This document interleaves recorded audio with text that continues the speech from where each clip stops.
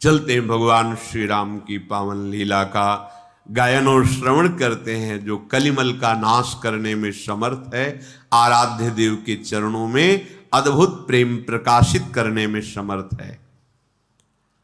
जब रावण के सभा में शूर्पणखा ने हाथ फैला फैला के कहा, तेरे जैसा बलवान भाई होने पर भी दो राजकुमारों ने हमारी ये दुर्दशा कर दी है, नाक कान काट लिए। और ये खरदूषण तीसरा से जब कहा तो सेना सहित उनका संहार कुछ ही क्षण में कर दिया। तू केवल मदिरापान करता महल में पड़ा सो रहा है, तुझे पता नहीं इतना बड़ा शत्रु तेरे सिर पर खड़ा है। जो ही ये सुना कि खरदूषण तीसरा मारा गया सेना सहित,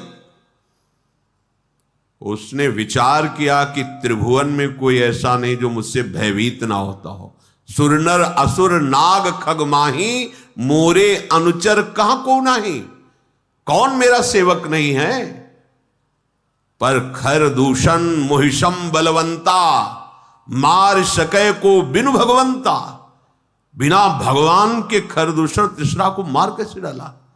इसका मतलब सुर रंजन भंजन मही भारा, जो भगवंत लीन अवतारा।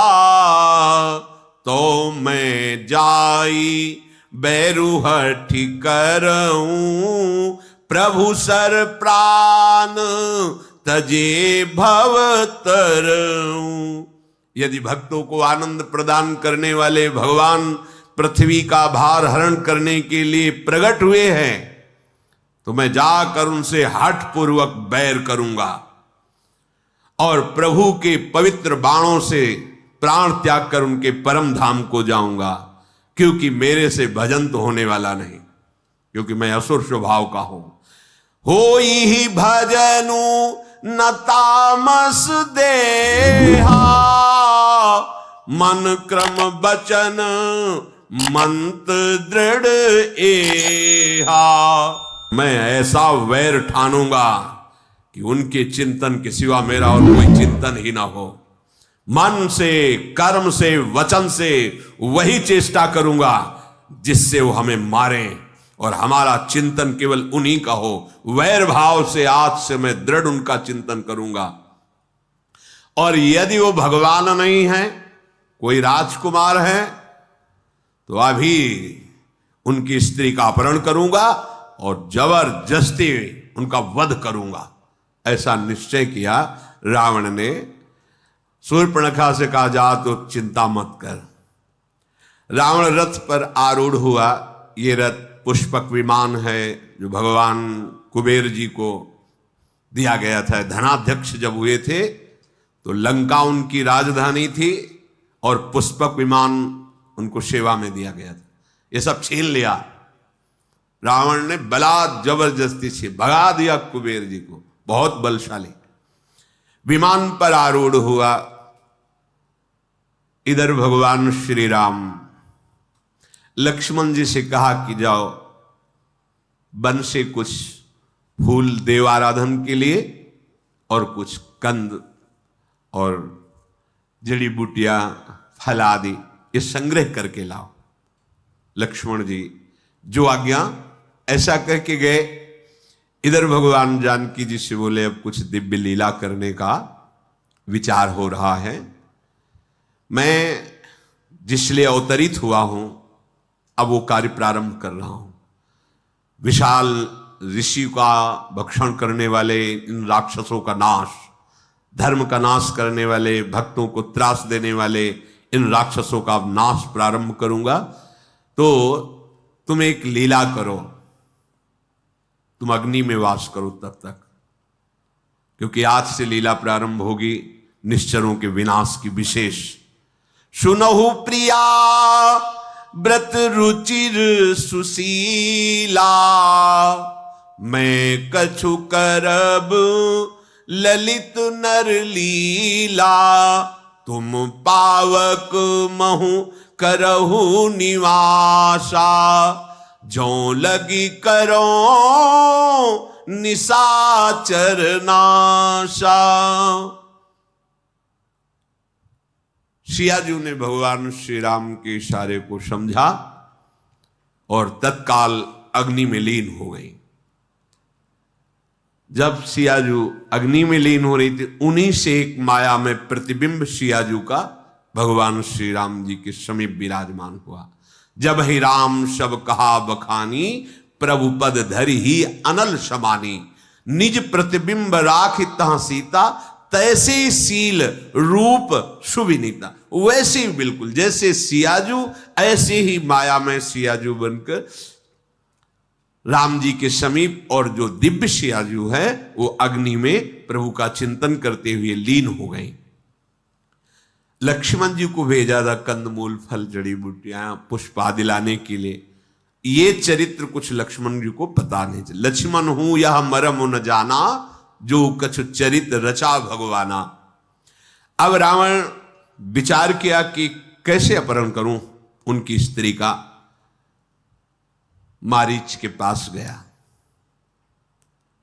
जे भी मारीच ने देखा कि रावण आया तो ये स्वार्थी है, बिना किसी कारण के तो आएगा नहीं, क्योंकि वो राजा है। राजपद ऐसा होता है कहीं भी, जैसे ऋषि मुनियों के भी आश्रमों में कोई राजा पहुंचे तो अर्घपाद्य आदि राजा को दिया जाता। राजा भले साष्टांग दंडवत हो अपनी, लेकिन राजपद भगवत स्वरूप माना जाता है, क्योंकि संपूर्ण प्रजा की वो सेवा करता है। सर झुकाया मारीच ने, रावण ने भी सर झुकाया। नीच का झुकना अर्थात जिसके हृदय में नीचता का भाव होता है, वो बड़ी मित्रता दिखाए, मीठे वचन बोले, प्रणाम करे तो सावधान हो जाना चाहिए। जैसे सिंह आदि जब शिकार पर हावी होना चाहते हैं तो ऐसे झुकते नजर आते, तो उनको मत समझो कि कमजोर होके झुक रहे, नहीं, वो अपने शिकार पर प्रहार करना चाहते। बिल्ली जब चूहे को पकड़ना पीछे, सिंह जब, इसका मतलब छलांग लगाना चाहता, प्रहार करना चाहता है। ऐसे रावण का झुकना देख करके मारीच ने समझा भी जरूर किसी स्वार्थ से पीड़ित होकर आया है, और ये इसका स्वार्थ दोनों नाश करने वाला है, क्योंकि इसकी बुद्धि कोई पवित्र तो है नहीं, तो पवित्र कोई बात कहेगा नहीं। दुष्ट भाव हो और मीठी वाणी हो तो बहुत सावधान हो जाना चाहिए। मीठा बोले और भाव दुष्ट हो, आचरण दुष्ट हो तो बहुत सावधान हो जाना चाहिए। मारीच ने पूजा की, आदर पूर्वक कहा, आप अकेले आए हैं? जरूर कोई भारी समस्या है, क्या है? रावण ने कहा कि शूर्पणखा का नाक कान काट दिया गया, खरतिश्रा इनका वध हो गया, पूरी सेना नाश हो गई उनकी। हमने सुना है 2 राजकुमार आए, उनके साथ सुंदर स्त्री है, मैं उनको इसका फल चखाना चाहता हूं। तुम कपट मृग बनो, ऐसे सुंदर बनो कि तुम्हें देखकर उस राजवधू का मन लुभा जाए और उनके पति को तुम दूर ले जाओ, मैं उसका अपहरण करूंगा। मारीच ने कहा, क्या तुम बोल रहे हो?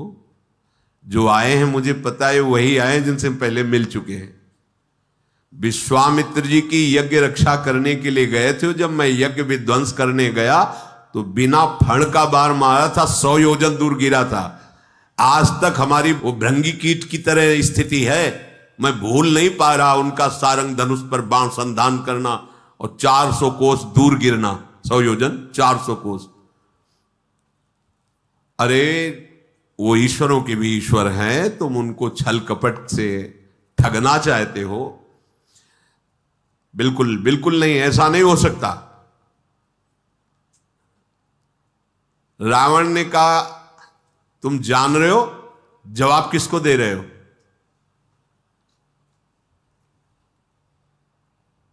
हम हाथ जोड़ के कहते हैं, ताड़का स्वभाव भगवान शिव का अजगो, खरदूषण तीसरा, ये सब जान करके तुम्हारे हृदय में भी ये नहीं समझ में आया कि वो राजकुमार ही केवल है। हम तुम्हारा विरोध नहीं कर रहे। रावण से कहा तुम अपने पूरे निशाचर कुल का मंगल करने के लिए वापस चले जाओ, मैं तुम्हारा बड़ा हितैषी हूं। रावण ने कहा गुरु जी में मूढ़ करसी मम बोधा, कहु जग मोई समान को जोधा। मारीच ने हृदय में सोचा मरना ही है, अगर ना कहता हूं तो ये मारेगा और हां कहता हूं तो रघुनाथ जी मारेंगे।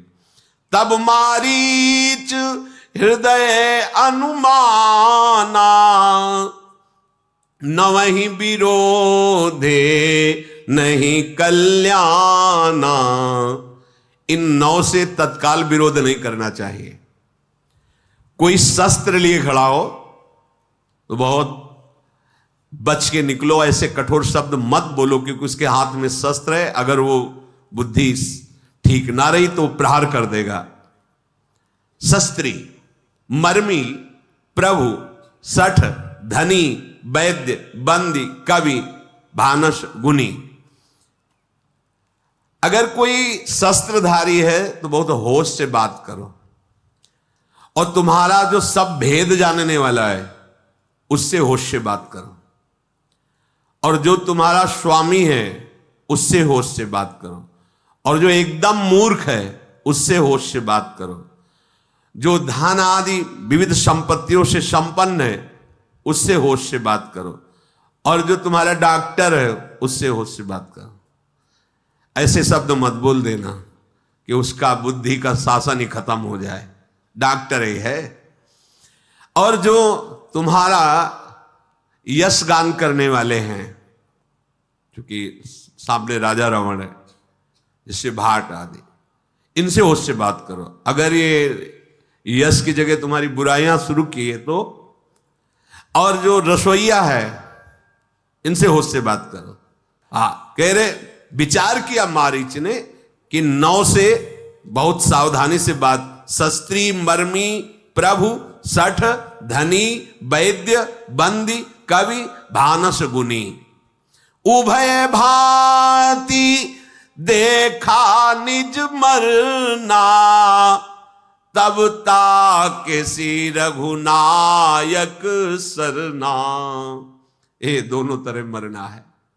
संसार के भोगों में भी मरना है क्योंकि इसका नाम मृत्यु लोक है, और इधर भी मरना है।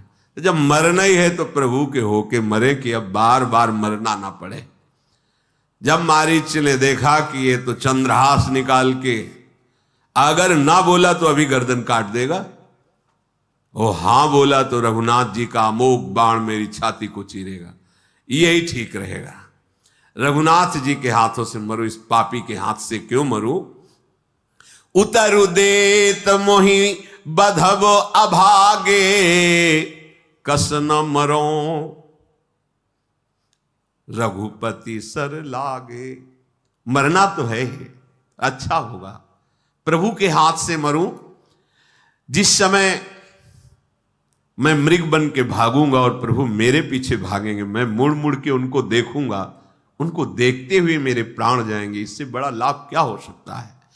अस जिय जानि दसानन संगा, चला राम पद प्रेम अभंगा। अब मुझे भगवत प्राप्ति होगी, क्योंकि भगवान के बाण से प्राण छूटेंगे। भगवान का दर्शन करते हुए परम पद को प्राप्त होगा। रावण के साथ मारीच चल रहे हैं। हृदय में इतना आनंद उमग रहा है मारीच के। मन अति हरस जनाव न तेहि, आजू देखी हो परम स्नेही।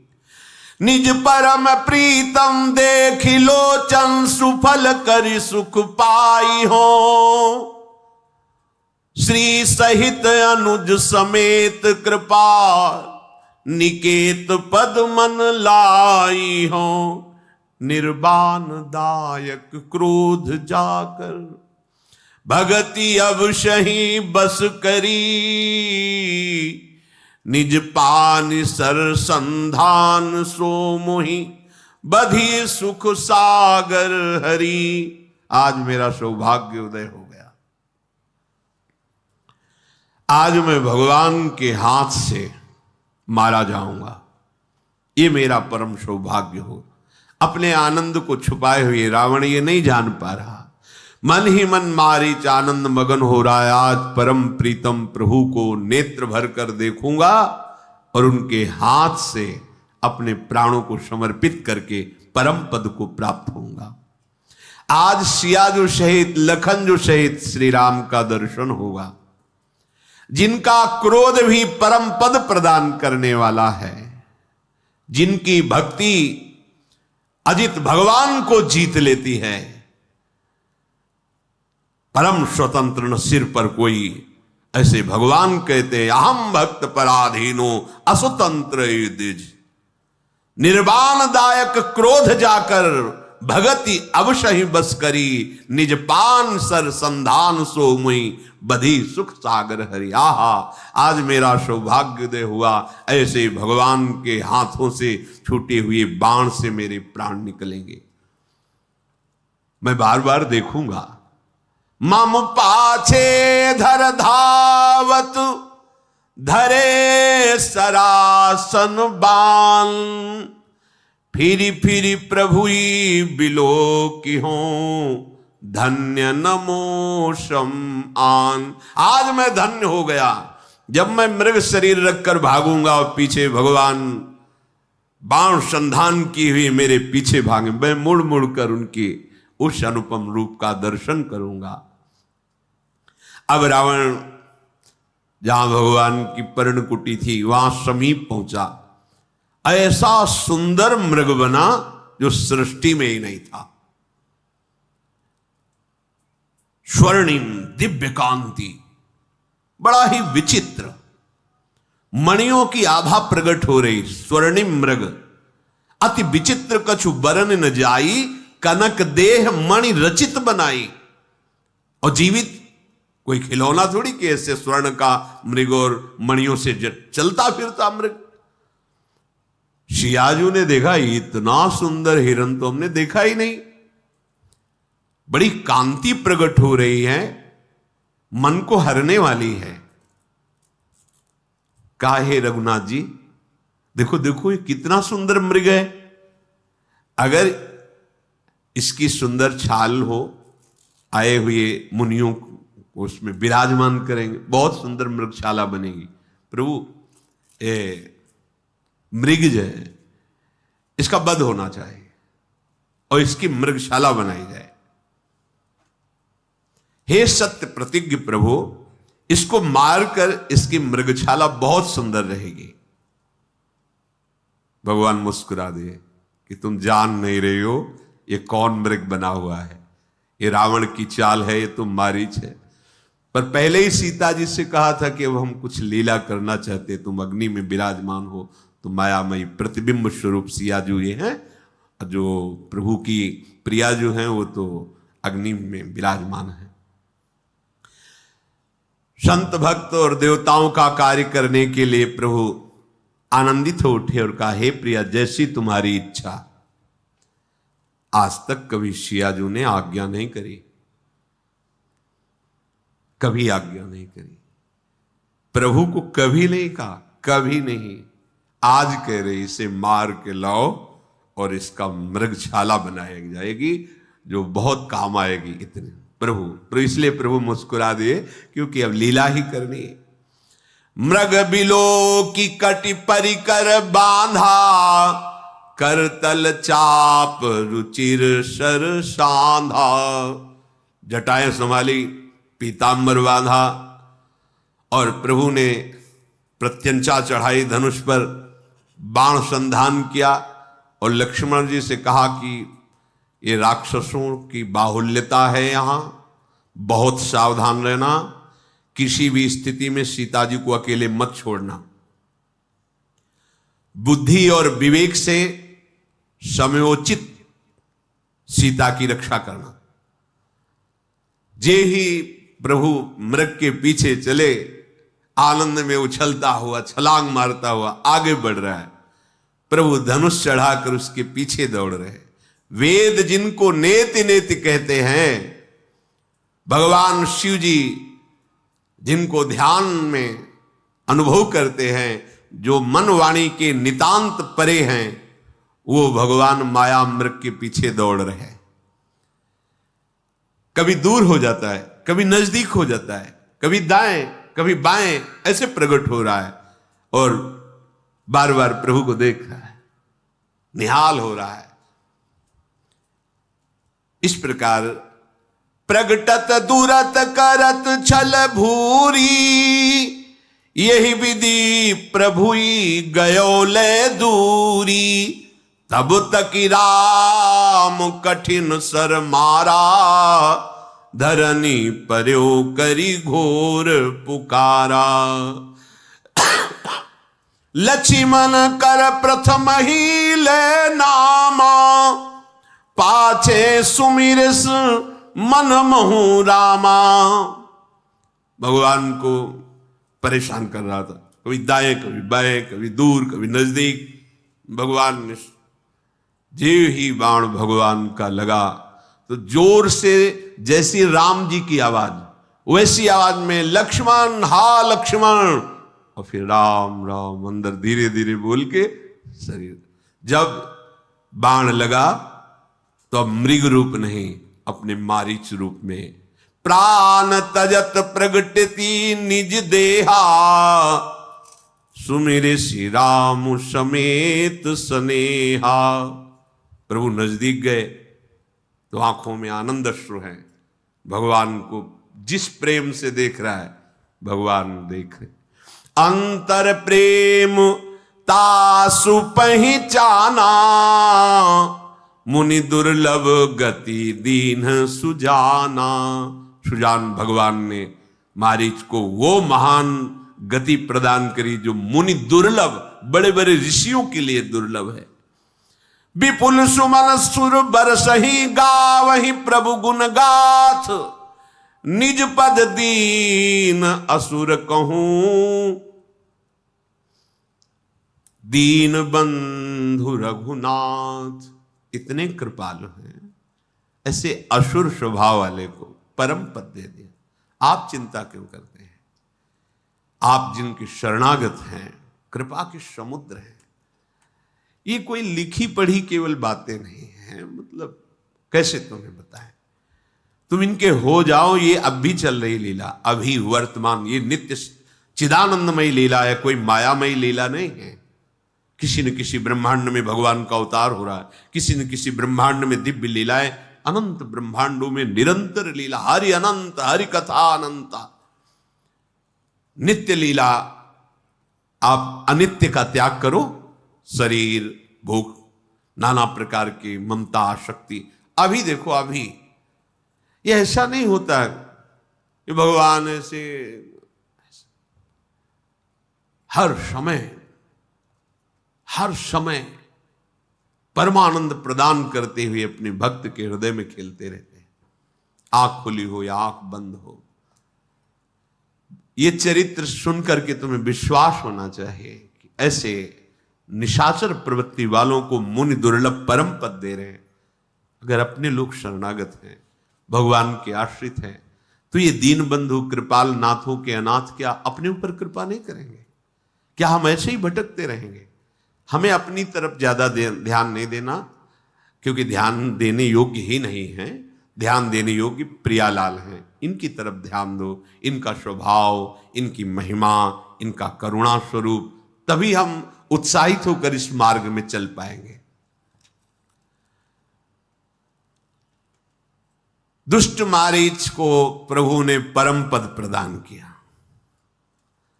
लौट पड़े प्रभु। मृगशाला की बात ही नहीं, क्योंकि तो मारीच है। हाथ में धनुष, कमर में तरकश, सिंहवत चाल प्रभु की। ये जोर की आवाज जो पहले मारीच ने की थी, हा लक्ष्मण, ये सियाजी के कान तक पहुंची। सियाजू ने लक्ष्मण जी से कहा, प्रभु संकट में है। ये आवाज मेरे प्रभु की थी। प्रभु संकट में है, तुरंत तुम जाओ और उनकी सहायता करो। लक्ष्मण जी ने हंस दिया, क्या बात करते हो मां? अरे जिनकी भ्रकुटी के इशारे मात्र से भ्रकुटी विलास सृष्टि लय होई, सपने हूं संकट परई की सोई। जिनके एक भ्रकुटी के इशारे में सृष्टि का सृजन पालन और संहार हो जाता है, उन प्रभु को कोई संकट में डाल सके? कैसी बात करते हो आप? सीता मरम बचन जब बोला, हरि प्रेरित लक्ष्मण मन डोला। ओ गोस्वामी जी बड़े करुणा में हृदय, शब्द नहीं निकाल। सीता वचन जो मार्मिक हृदय में चुभने वाले, वाल्मीकि रामायण में पीछे स्वाध्याय किया। लक्ष्मण जी ने कहा सावधान, हे मां, चरणों की तरफ देखी कि सावधान, एक भी शब्द ऐसा नहीं।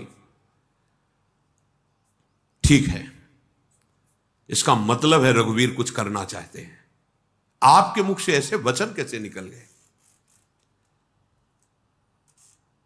हे दिशाओं के देवता और साक्षी हो, मैं भगवान की आज्ञा का उल्लंघन नहीं करना चाहता था, क्योंकि प्रभु ने कहा था विवेक पूर्वक सीता की रक्षा करना, पर अब मैं नहीं रुक सकता।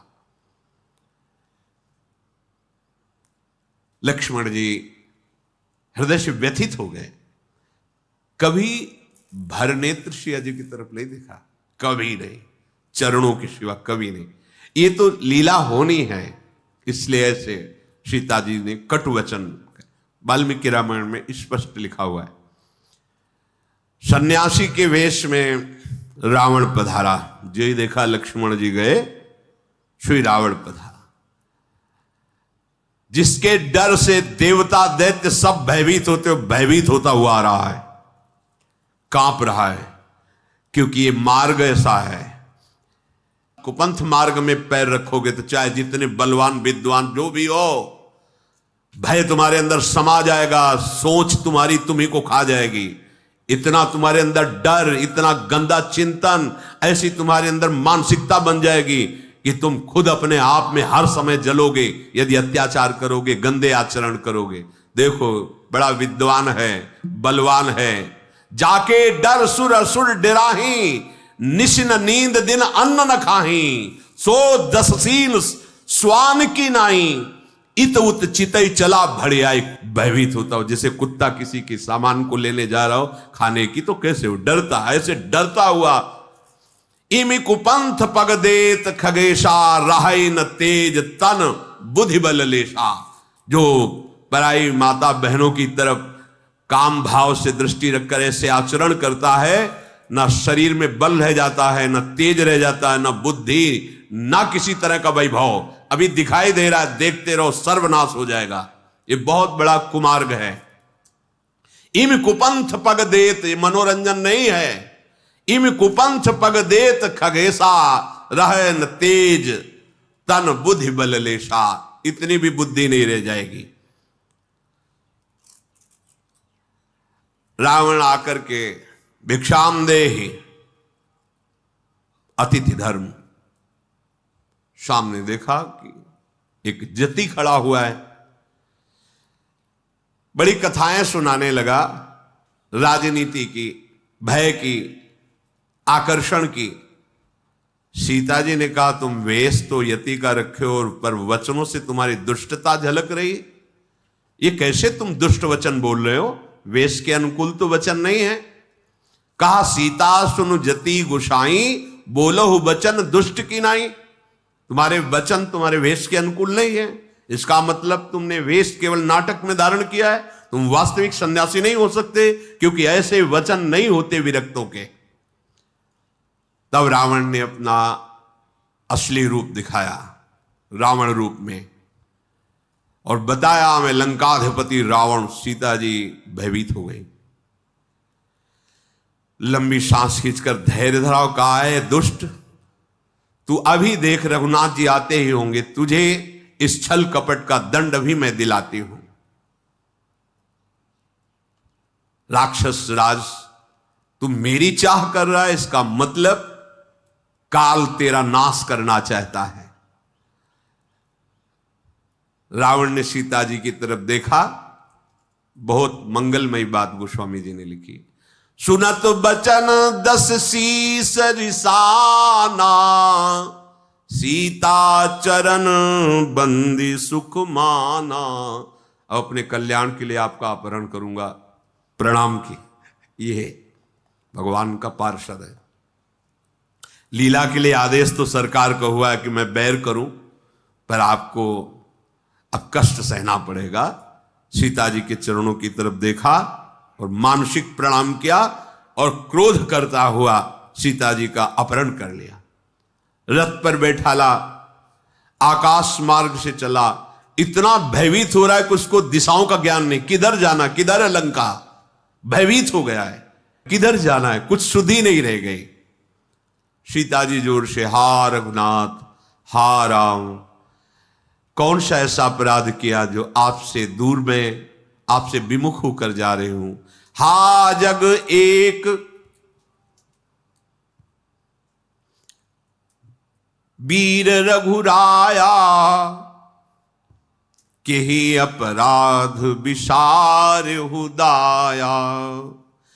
आरति हरन शरण सुखदायक, हा रघुकुल सरोज दिन नायक। हा लक्ष्मण तुम्हार नहीं दोषा, सो फल पायूं कीन्ह्यों रोषा।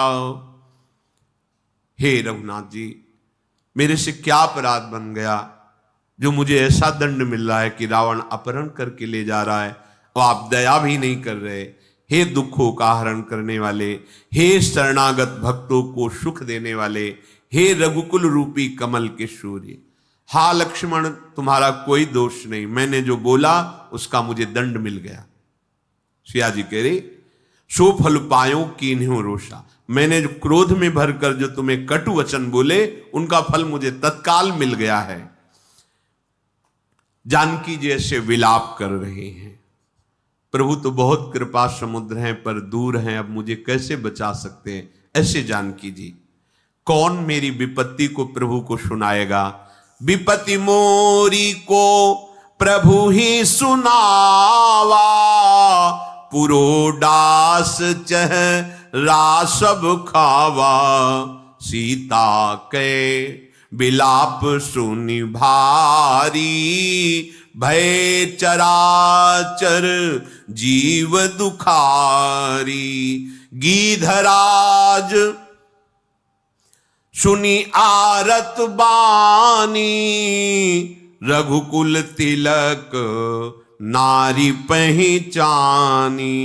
अधम निशाचर लीन्हे जाई, जिमी म्लेच्छ बसु कपिला गाई। हाय मेरी विपत्ति को कौन प्रभु श्री राम को सुनाएगा। यज्ञ के भाग को जैसे गधा चुरा ले, ऐसे ये मेरा अपहरण किए हुए जा रहा है। हा राम, हा रघुनाथ, जो भी आवाज सुनता है दुखी विकल हो जाता है। जटायु के कान में आवाज पड़ी और उड़ा और देखा कि विमान पर दशानन रावण सीता जी का अपहरण करके ले जा रहा है।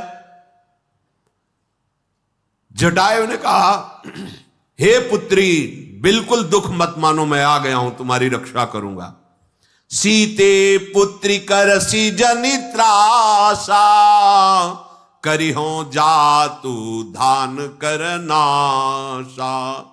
धावा क्रोधवंत खग कैसे, छूटई पबी पर्वत कहूं जैसे। पुत्री भय मत करना, मैं आ गया जटायु, मैं इस राक्षस का नाश करूंगा। और क्रोधवंत होकर जटायु ऐसा टूटा रावण के ऊपर जैसे पर्वत पर देवराज इंद्र के द्वारा चलाया हुआ वज्र हो। रे रे दुष्ट ठाड़ की न होई, निर्भय चल सी न जाने ही मोही। आवत देखी कृतांत समाना, फिरी 10 कंधर कर अनुमाना। कै मैनाक की खगपति होई, मम बल जान सहित पति सोई। जब जाना जरठ जटायु ये हा, मम कर तीरथ छाड़ी देहा।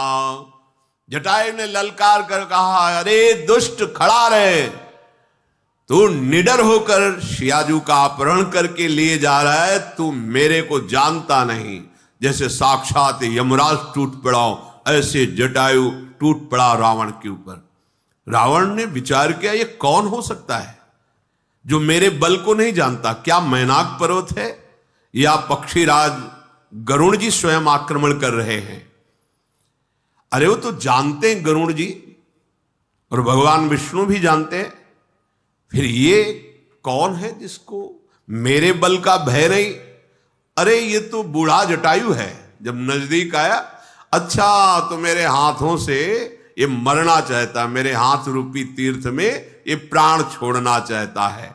सुनत गीध क्रोधातुर धावा, कह सुन रावण मोर सिखावा।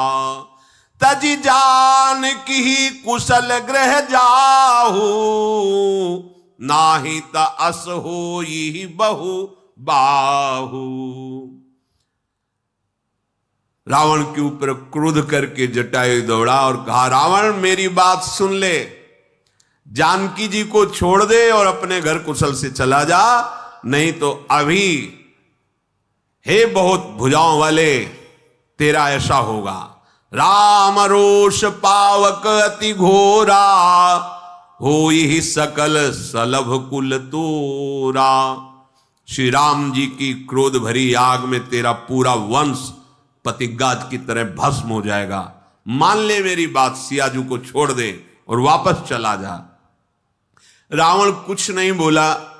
तब जटायु ने प्रहार किया, पंजे से पकड़ के उसकी खोपड़ी खींच के रथ से नीचे गिरा दिया और प्रहार किया चोंच से।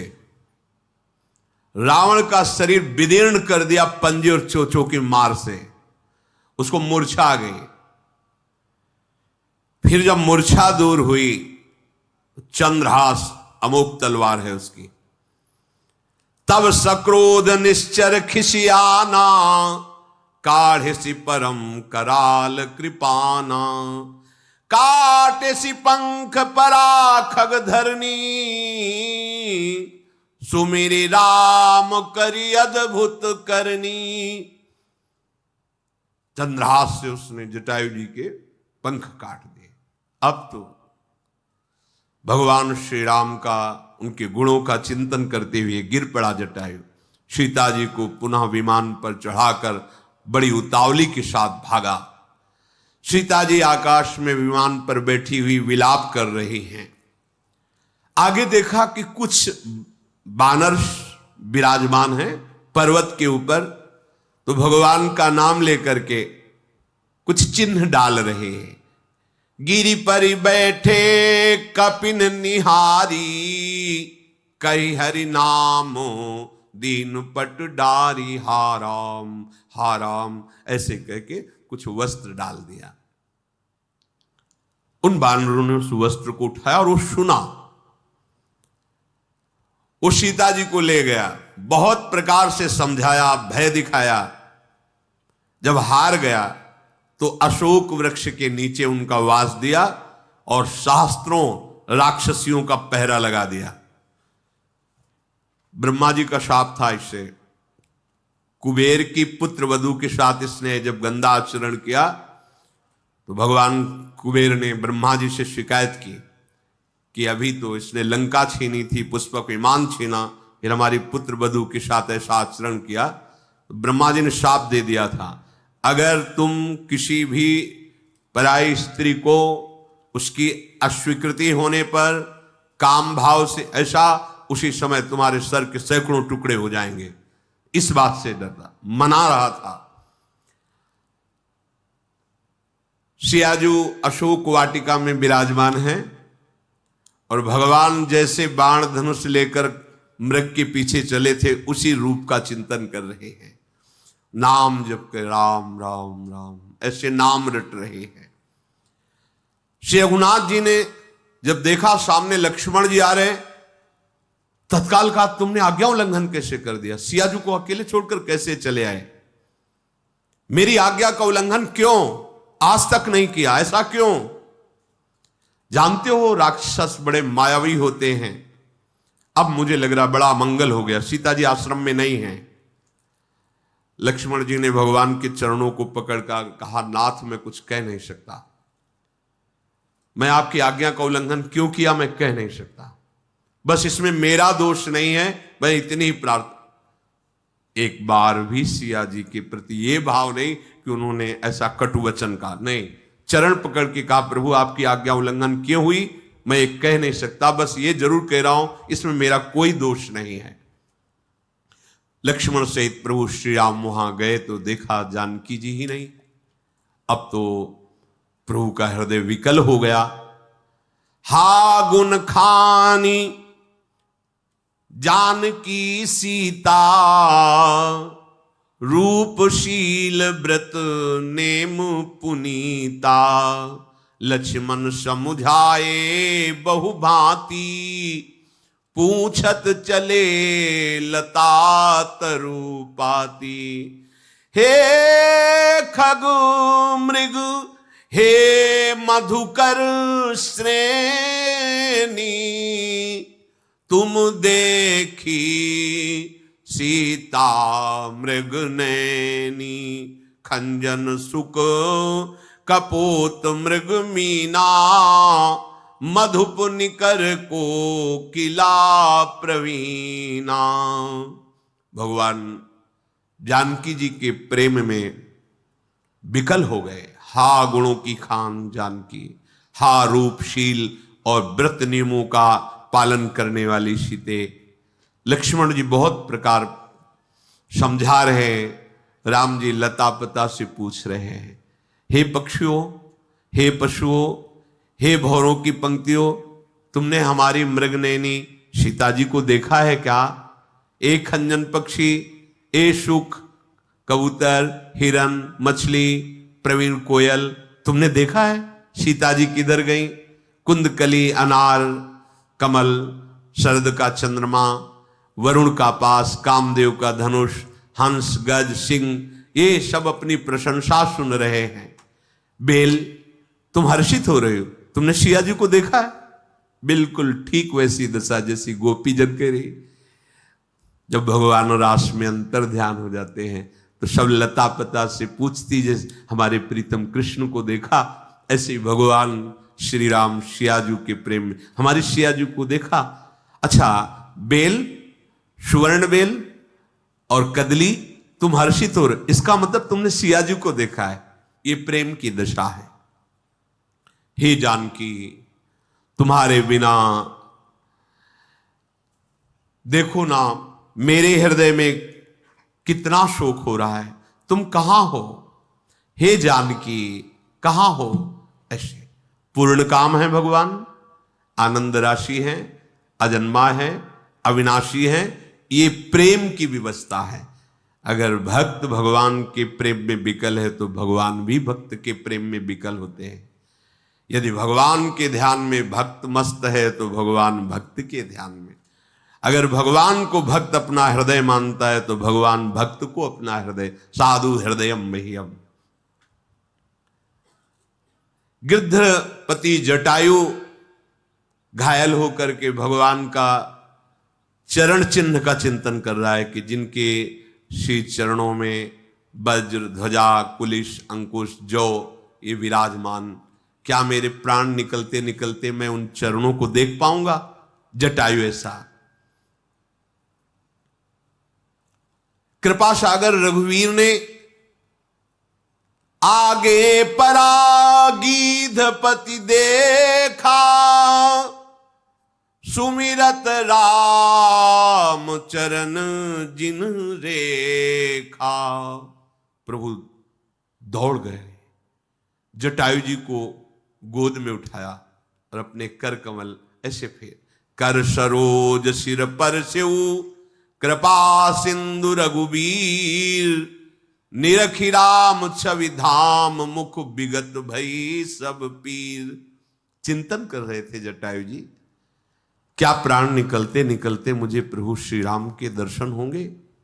उनके चरण चिन्हों का चिंतन कर रहे थे। इतने में देखा भगवान आ गए और गोद में जटायु जी को लिया और अपने कर कमल से उनके सर को ऐसे सहला रहे हैं। प्रभु का सुंदर मुख जटायु जी देख सारी पीड़ा चली गई। धीरज धर के जटायु जी ने कहा, हे जन्म मृत्यु के भय का नाश करने वाले प्रभु, रावण ने मेरी दशा की है, उसी दुष्ट ने सिया जी का हरण किया है। हे गोसाई, मैंने देखा कि वो दक्षिण दिशा की ओर ले गया है। सीता जी बहुत विलाप कर रही थी। प्रभु, मैंने आपके दर्शनों के लिए ही प्राण रोक रखा है, अब निकलना चाहते हैं प्राण, कृपा निधान। राम कहा तनु राखहु ताता, मुख मुस्काई कही तेहि बाता। भगवान ने कहा, मैं अभी आपके शरीर को दिव्य किए देता हूं, कोई पीड़ा नहीं, कोई घाव नहीं, तुम रहो। जटायु ने कहा, आप धोखे में नहीं प्रभु, अब नहीं।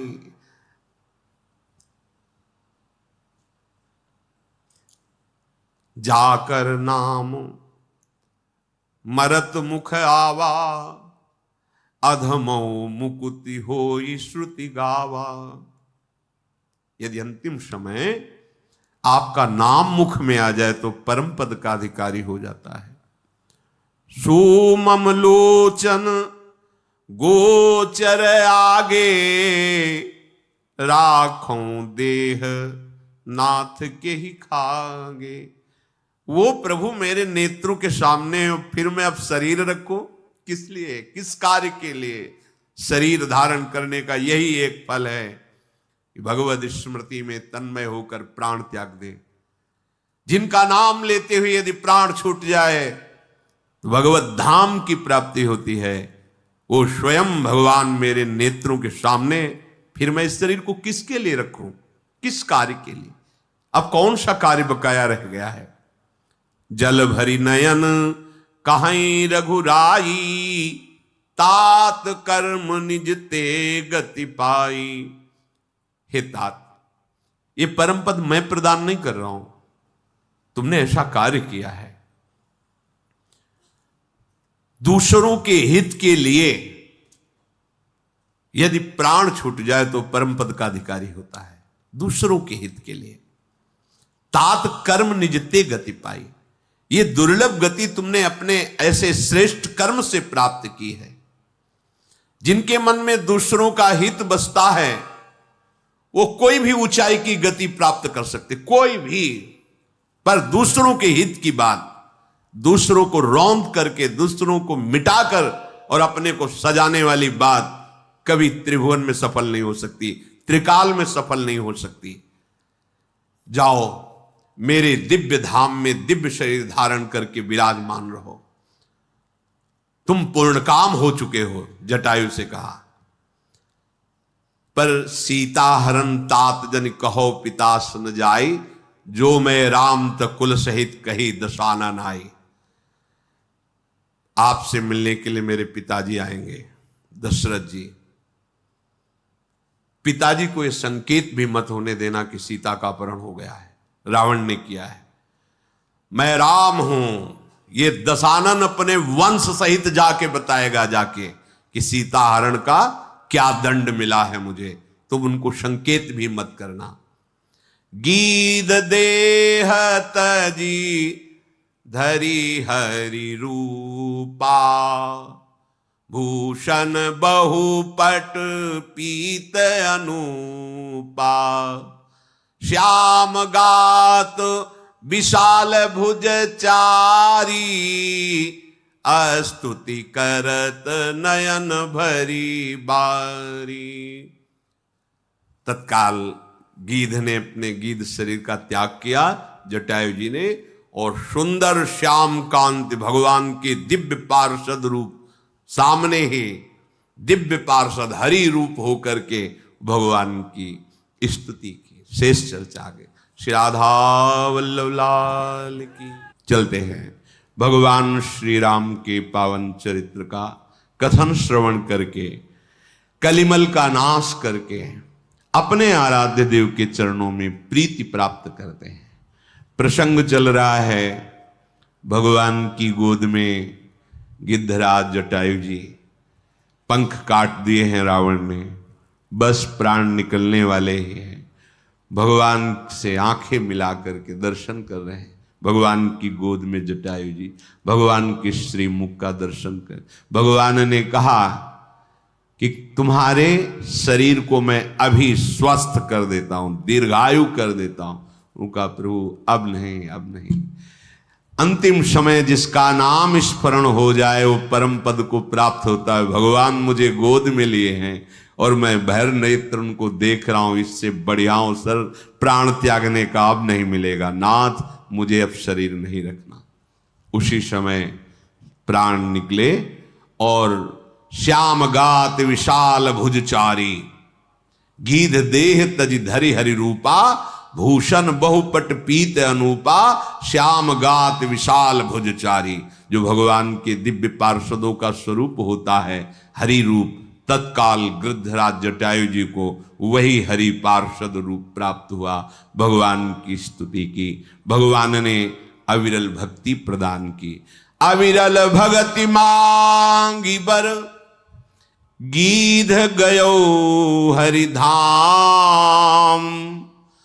तेहि की क्रिया जछोचित, निज कर कीन्ही राम।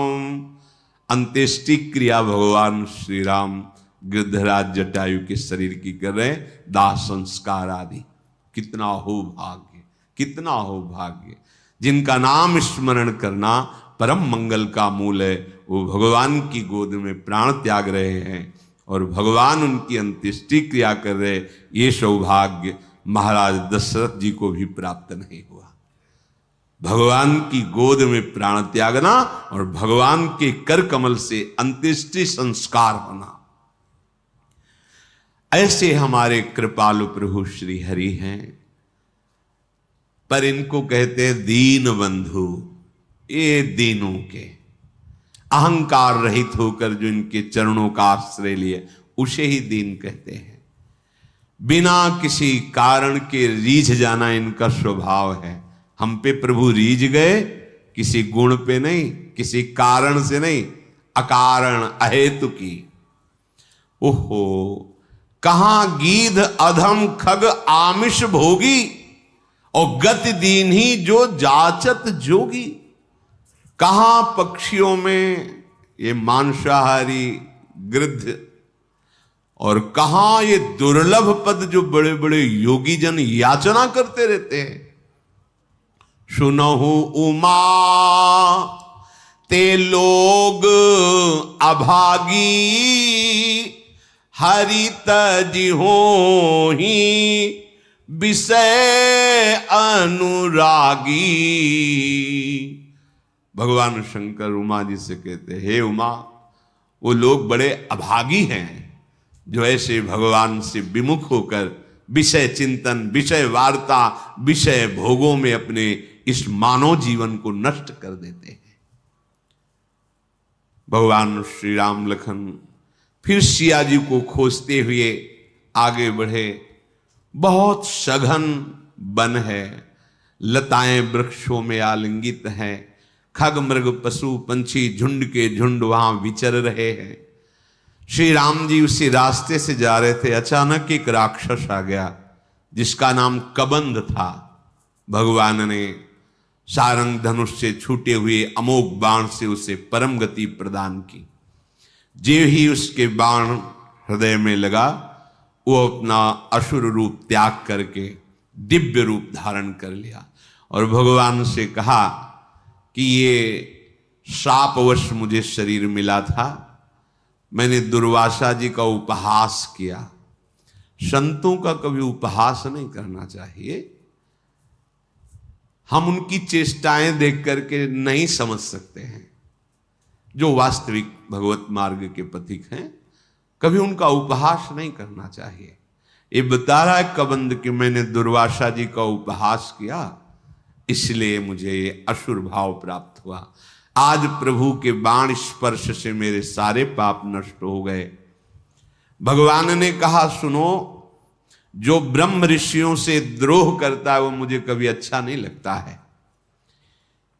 मन वचन कर्म छोड़ करके जो संत जन हैं, भगवत प्रेमी महात्मा जन हैं, ब्रह्म ऋषि जन हैं, इनकी जो दासता करता है, सेवा स्वीकार करता है, वो ब्रह्मा, शिव और मुझे समस्त देवताओं सहित अधीन कर लेता है। मन क्रम बचन कपट तजी, जो कर भूषुर सेव, मोहि समेत बिरंच शिव, बसता के सब देव। भगवान के प्रेमीजन, भक्तजन, ब्रह्म ऋषिजन, इनकी जो सेवा करता है, दासता स्वीकार करता है, तो भगवान कहते हैं मुझ समेत ब्रह्मा जी, शंकर जी और समस्त देवता उसके अधीन हो जाते हैं। भगवान ने अपने भागवत धर्म को उसको समझाया। भगवान के चरणों में उसने साष्टांग प्रणाम किया और भगवान की कृपा से वो अपने स्वरूप को प्राप्त हुआ। श्री भगवान इसके बाद आगे बढ़े तो ऋषियों से पूछते हैं, यहां कहीं सबरी माता का आश्रम है? हमने सुना है यहां कहीं सबरी जी रह रही। सबरी माता बड़ी महाभागवत, इनके प्रसंग को भक्तमाल जी में वर्णन किया कि ये जब ब्याह के योग्य हुई तो चूंकि सबर जाति से प्रकट हुई, इसलिए इनको संबोधन में शबरी कहा गया। इनका ब्याह जब तय हुआ, ब्याह के उत्सव की तिथि आई, तो सैकड़ों हजारों की संख्या में वन्य पशु लाए गए थे वध करने के लिए, क्योंकि स्वागत वन में रहने वाले इन लोग मांस का ही, खरगोश, हिरन, कुछ बड़े बड़े पक्षी आदि ऐसे सब बंधे हुए थे। सबरी जी ने पूछा घर वालों से कि ये उनका इनका वध करके इनके मांस से स्वागत करेंगे बरातियों का। बहुत रोना आया सबरी जी को। मेरे ब्याह के कारण हजारों पशुओं की, पक्षियों की हत्या होगी, मतलब मैं इसका कारण बनूंगी। शाम हुई, जब रात्रि हुई तो उन सब पशुओं को मुक्त कर दिया, दुलार कर, जाओ, जीवन में मैं कभी ब्याह ही नहीं करूंगी। अगर मेरे ब्याह के समय इतने पशुओं की हत्या होगी, पक्षियों की, मैं जीवन में कभी ब्याह नहीं करूं। सब पशु पक्षियों को छोड़ दिया। जे ही उन पशु पक्षियों के बंधन काट रही थी वो रस्सियां, वो ऐसी कृपा दृष्टि से देख रहे थे मानो वो कह रहे थे, तुम मेरा बंधन काट दिया तो जाओ, मैं तुम्हारा बंधन मुक्त करने के लिए भगवान से प्रार्थना करता हूं कि अब तुम्हें कोई कर्म बंधन, जन्म मृत्यु का बंधन न प्राप्त हो। इसलिए कई बार प्रश्न उत्तरों में कहा है कि अगर आप किसी की भी हित की बात कर दोगे, सेवा कर दोगे, तो भगवान प्राप्ति का मार्ग वो प्रकाशित कर दे, क्योंकि सबके हृदय में भगवान बैठे हुए हैं। तुमने हमारी रक्षा की, भगवान तुम्हारी सदा रक्षा करें, तुम्हारे कर्म बंधन कट जाएं, क्योंकि हमारे बंधन काट दिए। सबरी जी के हृदय में उन पशु पक्षियों को छोड़ने के बाद एक वैराग्य हुआ कि अगर मैं घर में रहूंगी तो फिर ब्याह की व्यवस्था यही सब करेंगे, भाग चलूं। रात्रि में ही भाग पड़े। देखो, भगवान को भक्ति प्रिय है। ये जिन लोगों का मानना है कि पुरुष ही भगवान को प्राप्त कर सकता है या अमुक कुल का, ये सब भगवान के वचन है। पुरुष नपुंसक नारी वा, जीव चराचर कोई, सर्व भाव भज कपट तज मोहि परम प्रिय सोई। वो परम प्रिय है भगवान को। शबरी का महान पुण्य उदय हो गया, भाग निकली। बड़ा भाग्यशाली वही है जो संसार से भाग पड़े भगवान की तरफ, और बड़ा अभागी वो है जो अभी भगवान शिव ने उमा से कहा, सुनो उमाते लोग अभागी। वो कौन? जो हरि तज होए विषय, जो भगवान के मार्ग मिलने पर भी भगवान का मार्ग छोड़कर विषय की तरफ जाते हैं। धिक्कार है उनके जीवन को। सबरी जी विचार किया किसी भी गांव में जाएंगी तो पकड़ी जाएंगी और ये लीला फिर होगी, इसलिए वन में चलती हैं। और एकांत वन में रहने का अभ्यास था ही। तो वन में रहती नाम सबरी, कहत सब चाहत टहल साधु तन न्यूनताई है। रजनी के शेष ऋषि आश्रम प्रवेश करी, लकरीन बोझ धरी आवे मन भाई है। निहाई बे को मग झारी, कांकरनी बीनी डारी। बेगी उठी जाई ने को देत ना लखाई है। उठत सवारे कहे कौन धो बुहारी गयो, भयो हिये सोच को बड़ो सुखदाई है। सबरी जी भागकर इसी वन में आए। अब यहां विचार किया कि वन में भगवान की अगर भजन वृत्ति प्राप्त करनी है तो संतों की कृपा होनी चाहिए।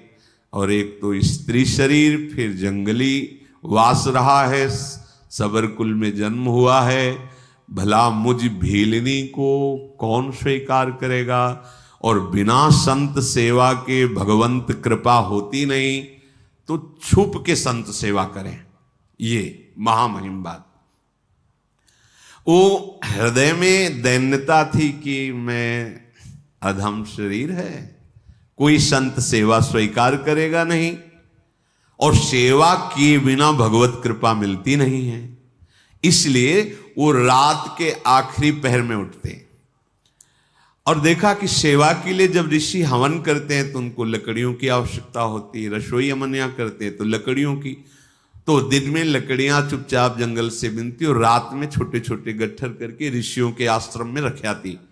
और जहां से ऋषि सरोवर में आकर स्नान करते वो मार्ग सोहनी लगा देती, कंकड़ कांटे आदि बीन कर अलग कर देती। अब सब ऋषियों को लगा कोई संतों को सुख देने वाला कौन है जो ऐसी सेवा करता है। प्रातः काल सरोवर में आने जाने वाले को एकदम स्वच्छ मार्ग, एकदम कौन है ऐसा करता है।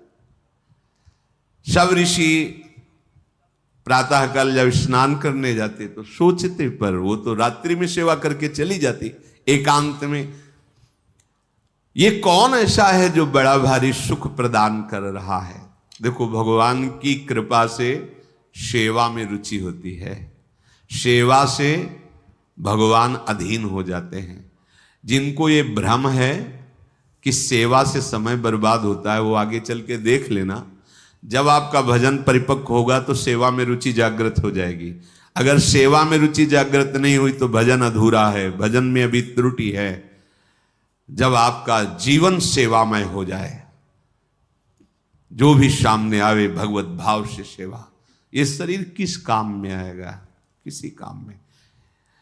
कुछ लोग तो इस शरीर को इतना दुलार करते हैं कि अगर मतलब ऐसी भगवान की कृपा हो जाए कि उनके मुख में पवा दिया जाए और बस वो वहीं आचमन करके लेट जाएं, बस इतना, हिलने की भी जरूरत ना पड़े तो भगवान की बड़ी कृपा। किसी काम में नहीं आने वाला, किसी काम में नहीं आने वाला, केवल सेवा करके अपने सारे अशुभों को भस्म करो और निरंतर नाम जप करके चिदानंद देह प्राप्त कर भगवान की सेवा में, नित्य सेवा में सम्मिलित हो जाओ। सेवा मिलना बहुत दुर्लभ बात होती है। सेवा मिल जाए। गुरुदेव भगवान के श्रीमुख के वचन, श्री जी जब बहुत कृपा करती है तब सेवा प्रदान करती है। प्राप्त सेवा की अवहेलना करने वाले का भगवत मार्ग रुक जाता है। महाप्रभु हरिवंश चंद्र जो अपने पीतांबर में लकड़ी बिन रहे श्री जी की सेवा, अपने कर कमल से रसोई अमनिया कर रहे श्री जी को भोग लगा। तभी नाहरमल जिसे कहा था, संतों की विशिष्ट कृपा से प्राप्त हुई श्री जी की सेवा को तुम धीमर से कराना चाहते हो, रजोगुणी हो, रजोगुण भाव लेकर वृंदावन आते हो, जाओ मैं तुम्हारा त्याग करता हूं। ये बहुत भाग्य की बात। सबरी जी को उन जीवों पर दया करने का, उनको सुख पहुंचाने का ये भाव कितना महान बना दिया कि उनके हृदय में बात आई कि कैसे भगवान को रिझाएं, तो अंदर से आया कि संतों की सेवा से भगवान रिझते हैं। जब कभी देखो भगवान को कोई रिझाने का बहुत से मार्ग हैं, लेकिन ऐसे रिझ जाए कि नौकर बन के घर में आ जाए, ये तो केवल संत सेवा का प्रभाव था। त्रिलोचन जी के यहाँ भगवान अंतर्यामी नौकर नाम से आए, मेरा नाम अंतर्यामी है, ऐसा नौकर बन करके आए।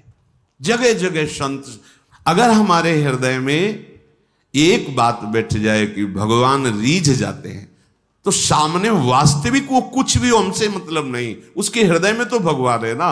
हमें जो सेवा मिली, सेवा किया, बिल्कुल दोष नहीं किया और बाहर हो गए, तो वो सेवा में भगवत प्राप्ति करा देगी। हमको अंदर बैठे हुए भगवान, मंदिर कैसा बना है, कैसा ये सब, हम इस मंदिर में भगवान बैठे, इसलिए प्रथम सीढ़ी में हम दंडवत शुरू कर देते हैं। जब मंदिर, ऐसी भावना हम करें, जब हमें किसी की सेवा करनी, पशु पक्षी मनुष्य किसी की भी, या संत सेवा, तो हमको केवल एक बात ध्यान रखनी, इसके हृदय में भगवान बैठे, बस। हमको उसके गुण दोष कुछ नहीं देखने, सेवा की और उसका दिव्य फल हमको प्राप्त होगा। सबरी जी ऐसे संत सेवा करने लगी। अब मन में उनके बहुत दैन्यता थी कि अगर किसी की दृष्टि पड़ गई तब तो उनको बड़ा दुख होगा कि ये अधम, और ऐसा उसके हाथ की लकड़ी बीनी हुई है। बहुत उनके हृदय में ये बड़ी कृपा। ये जो अहंकार भरा होता है, मैं अमुक श्रेष्ठ कुल का, मैं ये मैं भगवान को पसंद नहीं है। जिसके हृदय में सहज दैन्यता है, यही दरबार दीन को आदर, रीत सजा चली आई। अपने शरीर को अत्यंत हेय मानकर, ये छूने योग्य भी नहीं है। मतंग जी ने विचार किया कि ये कौन है जो आकर के हमारे चोरी कर रहा है। चोरी का तात्पर्य होता है भजन चुराना। ये आप साधारण न समझे, जैसे संत सेवा आप 2 फूल भी ऐसे डाले ना, ये फ्री नहीं, इसका हिसाब होता है। आप ऐसे किए ना, इसका भी हिसाब है, बहुत हिसाब है। किसके लिए कर रहे हो, किस निमित्त से कर रहे हो, वो सर्वदर्शी प्रभु देख रहा है। मतंग जी बड़े असंग महात्मा थे, पर बहुत ही हृदय में भगवान के प्रति प्रेम था। अन्य महात्मा जन भी विराजमान थे, पर तप, व्रति, नियम, संयम, मतंग जी के हृदय में भगवत प्रेम का विशेष प्रभाव था। तो बड़े ई असंग ते मतंग रस रंग भरे, धरे देखी बोझ कहो कौन चोर आयो है। करे नित चोरी अहो गहो वाही एक दिन, बिना पाए प्रीतिवा की मन भरमायो है। बैठी निस चौकी देत शिष्य सब सावधान, आई गई गही लई कापे तनु नायो है। देखत ही ऋषि जलधारा बही नैनन ते, बैनन सो कहो जात कहा कछु पायो है। मतंग ऋषि जी के मन में एक दिन बहुत दृढ़ निश्चय हुआ, ये कौन चोर है जो सेवा करके भी छुप जाता है, और हम सब ऋषियों का भजन आनंद। क्योंकि कोई भी सेवा करता है वो तुम्हारे भजन को लेता है, फिर ही नहीं है, बात समझना। ऐसा ना समझो कि आप जो पहन रहे, खा रहे, पी रहे, देख रहे, सुन रहे, सारा हिसाब है, इसलिए विरक्त को रात दिन भजन करना है। हम जिसकी रोटी खाते हैं उसको भी भजन देते हैं, जो प्रणाम करता है उसको भी भजन देना है। और वैसे ही सबका सर्व मंगल करने का स्वरूप होता है संत महापुरुषों का। मतंग ऋषि बड़े ही मतंग थे प्रभु के अनुराग में, परम विरक्त, भक्ति रसानंद से परिपूर्ण। रोज अपने आश्रम में देखते कि दोना में फूल रखा हुआ है, लकड़ी, सेवा के लिए मार्ग पूरा साफ। ये कौन है रोज सेवा कर जाए। अपने शिष्यों से कहा, सुन रात भर जगो, रोज सेवा पहुंचाता। कौन है ऐसा जो चुपके से सेवा कर रहा है, एक बार दर्शन करना चाहते हैं। सब शिष्य रात में जगह अलग अलग जगह छुप करके खड़े हो गए। धीरे धीरे सबरी जी आई, दो नीम के ऐसे पुष्प रखकर लकड़ी जे ही, तो कौन है ऐसे। सबरी जी तो एकदम मानो सूख गए कि अब तो जान गए, अब सेवा छूट जाएगी। देखो किस बात का दुख है, अब सेवा छूट जाएगी। अब कोई भी ऋषि हमारी सेवा स्वीकार नहीं करेगा। एक तो स्त्री शरीर, दूसरा सबरपुर में जन्म, ये सब महान ब्रह्म ऋषि हैं, ये सब हमें हटा देंगे, मेरी सेवा छूट। बहुत विकल होकर शांत खड़ी हो गई। मतंग जी जब आए तो देखकर आंसू निकल पड़े। खान पान की कोई व्यवस्था नहीं, झाड़ियों में छुप के रहती संत सेवा, आंसू निकल पड़े। ये बड़ी बात है। देखत ही ऋषि जलधारा बही नैन, ऐसी सेवा में भावना। यहां सेवा करके अहंकार पूर्वक कोशिश करते हैं अपने लोग की अपनी बात, ये सब कोई जाने कि मैं सेवा करता हूं। सबरी जी की कैसी सेवा, जान गए तो सकुच गई कि शायद अब सेवा छूट जाए। आंसू की धारा बहने लगी और कहा, बेटा ऐसे सेवा करते हो, कहां रहती हो। उन्होंने कहा, प्रभु झाड़ियों में छुप के रहती है। पूरी कथा बताई भाग। अच्छा अब तुम निश्चिंत हो जाओ। सबरी जी से कहा, अब तुम निश्चिंत हो जाओ, तुम्हें अब कोई चिंता नहीं करनी चाहिए। भगवत भक्ति का प्रभाव ऐसा है कि वो न जाति देखती है न शरीर देखती है। तुम स्त्री शरीर हो कि पुरुष शरीर हो, किस जाति को किस कुल के हो, ये भक्ति महारानी जिसके हृदय में आ जाती है, भगवान उसके अधीन हो जाते हैं। सबरी जी को मतंग ऋषि ने ऐसे वचन के द्वारा साहस बना और शिष्यों से कहा कि तुम जानते हो ये कितनी पवित्र है। ओहो, बहुत बड़ी बात। भक्ति को प्रताप ऋषि जानत, निपटनी के केऊ कोटि विप्रताई यापे वार डारिये। मतंग जी ने कहा कि आज के बाद तुम्हें छुप के रहने की जरूरत नहीं। आश्रम में ही एक पर्णकुटी सबरी, इसमें तुम विराजमान हो।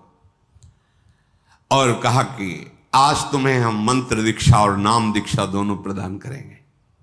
मांगा नहीं, सच्चे शिष्य को मांगने की जरूरत नहीं होती, अपने आप गुरु विधान कर देते हैं। देखो वास करो इस कुटिया पे, और तुम्हें आज मैं मंत्र दीक्षा और नाम भी दिया, मंत्र भी प्रदान किया। ये जब पूरे वन में बात फैली कि स्त्री जाति और ऐसा और मंत्र दे दिया, और पास में कुटिया में तो सब विरोध मतंग जी का करने लगे कि ऐसी जाति की ऐसे नहीं करना चाहिए, ब्रह्म ऋषि हो ऐसा वैसा। मतंग जी की वो अवहेलनात्मक बातें, निंदात्मक बातें कर मतंग जी की प्रसन्न हुए कि जिसको अपने ब्राह्मणत्व का अभिमान है, तपस्या का अभिमान है, जितेंद्रियता का अभिमान है, भगवान को अच्छा नहीं लगता है। ये करना चाहिए पर अभिमान नहीं करना चाहिए। भगवान सबके हृदय में बैठे, स्त्री पुरुष की पोशाक है। हम सब भगवान के चिदानंद अंश है, न कोई स्त्री है न कोई पुरुष है, पोशाक है। हर शरीरधारी को भगवत प्राप्ति करने का अधिकार है। ये केवल स्कूल वाला ही भगवत प्राप्ति कर सया, ये पुरुष ही ऐसा नहीं, कोई भी सबका अधिकार है भगवत प्राप्ति करने का। दिनों दिन शबरी का अनुराग गुरुदेव के चरणों में बढ़ रहा, क्योंकि कोई ने आश्रय नहीं दिया, कहीं कोई आश्रय देने वाला नहीं, सब जगह दूर दूर। गुरुदेव ने नाम मंत्र, तो गुरुदेव के चरणों में अपार प्रेम शबरी जी का। एक दिन आकाशवाणी हुई मतंग जी के लिए कि आपने जो शबरी को स्वीकार किया, इससे भगवान बहुत प्रसन्न हुए हैं। भगवान की प्रसन्नता का हेतु है कि अभी विमान आने वाला है और आप सीधे भगवान के धाम को जाएंगे। उसी समय विमान उतरा, मतंग ऋषि भगवान के धाम जाने को उत्सुक है, भगवान का साक्षात्कार होगा, भगवान के समीप रहने को मिलेगा। सबरी जी रो पड़ी, गुरुदेव आपके सिवा तो इस वन में कोई मुझे नहीं चाहता, अगर आप चले गए तो भगवान हमारे तो प्राण ही चले गए। तो जो गुरुदेव ने बात कही बहुत जोर, गुरुदेव ने कहा आज तक मैंने तपस्या और मंत्र जाप, संयम नियम साधना, उन सब के प्रभाव से भगवान के धाम की प्राप्ति का अवसर है, लेकिन वो स्वयं धामी चलकर तुम्हारे यहां आएगा और तुम्हें दर्शन देगा। तुम चिंता मत करो बेटा, हम तो जा रहे हैं चलकर भगवान के धाम, लेकिन स्वयं धामी आएगा और यहां तुम्हें दर्शन देगा, निश्चिंत होकर के रहो। गुरुजी विमान पर बैठकर परम धाम गए, पर गुरु का वियोग असहनीय। कोई बड़े भाग्यशाली होते हैं जिनको संत या गुरुदेव से प्रेम होता है। कौन प्रेम करता है? स्वार्थ का बावरा मन, ये तो भोगी पुरुषों से प्रेम करता है। योगी या संत महात्माओं से, गुरुजनों, कोई गुरु प्रेमी बिरला ही कोई होता है, बिरला है। गुरु को वियोग हिए दारुण ले शोक दियो, जियो नहीं जात तो राम आस लागी है। ऐसा गुरुदेव का वियोग कि अब जिया नहीं जा रहा। पर सबरी प्राण इसलिए नहीं त्याग रहे कि गुरुदेव ने कहा है भगवान स्वयं आएंगे और दर्शन देंगे, बस इस आशा से जीवन रख रहे हैं। अब इतनी शिथिलता थी कि जो नित्य सेवा वो छोड़ नहीं सकते थे। वियोग में शिथिलता के कारण जब ऋषि स्नान करने जा रहे थे उसी समय वो सोहनी लगा रही थी। तो जो ऋषि स्नान करने जा रहे थे, कोई सोहनी से छिटक कर कंकड़ उनके चरणों में छू गया होगा, बहुत डांट। वैसे ही गुरु वियोग से दुखी थी। और ये बहुत बड़ा अपराध है, ये लोग जानते रहे जो अहंकार में होते हैं, मैं तपस्वी हूं, मैं इस कुल का हूं, मैं उस कुल का। अरे सब मायाकृत है। सच्चिदानंद प्रभु की भक्ति जो कर रहा है उसकी चरण रज लो, चरणामृत लो।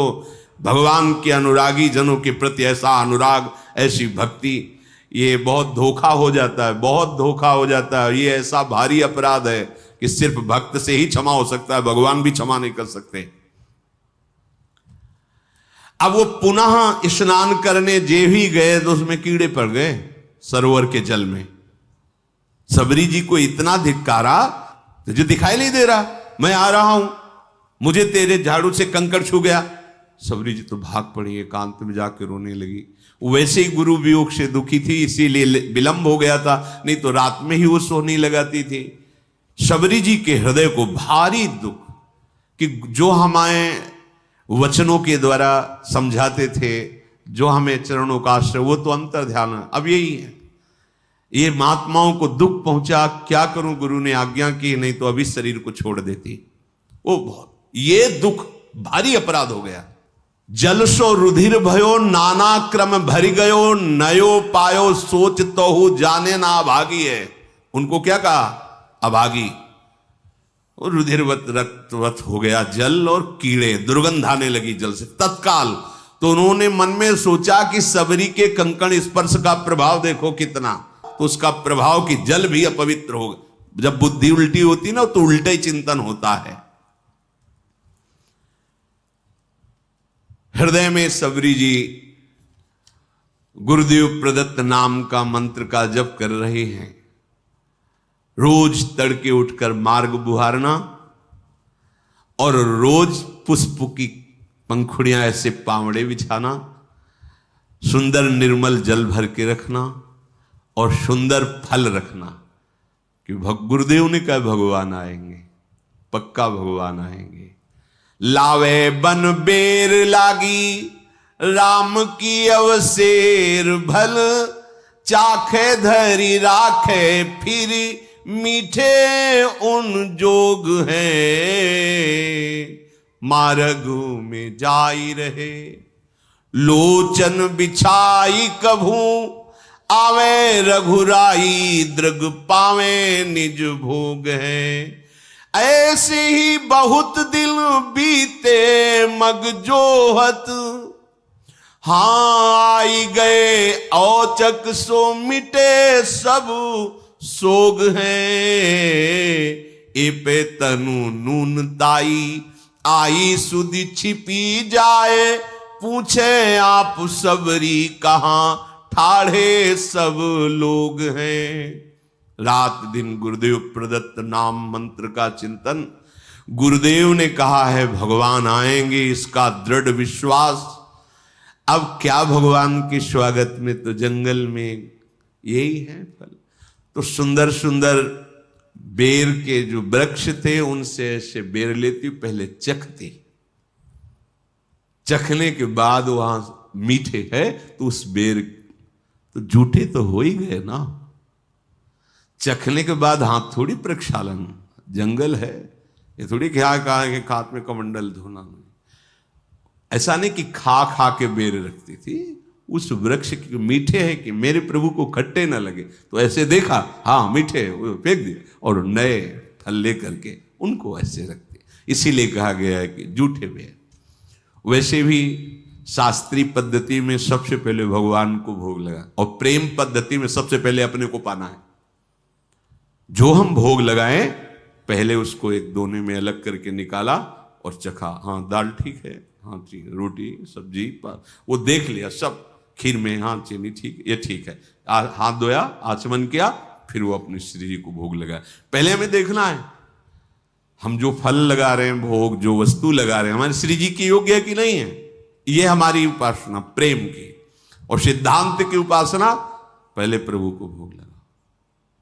आप पहले पालिए तो भोग लगाने लायक नहीं, लेकिन ये प्रेम है, उल्टा मार्ग है यहाँ।